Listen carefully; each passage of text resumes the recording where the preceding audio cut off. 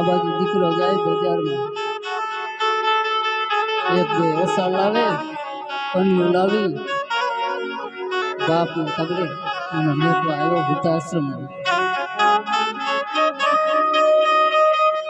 ત્યારે બાપ વૃદ્ધાશ્રમમાં મેલીને દીકરો પાછો વર્યો ને કીધું, બાપુ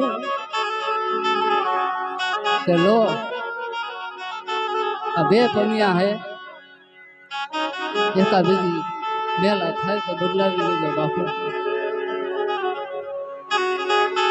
ત્યારે બાપની આંખમાં ધડધડ આંસુ આવે.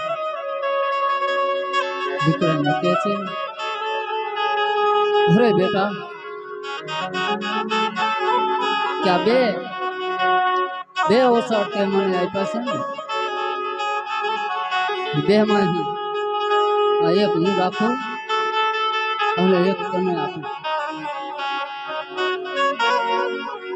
એક કામ કર, આ બે ઓસાડ હે એમાંથી એક તો પાછું લેતો જા બેટા. છે કે ના બાપુ, આ બે ઓસાડ ને તમે અહીંયા રાખો, મારે શું કરવા. ત્યારે બાપે જવાબ આપ્યો, ત્યારે મારા દીકરા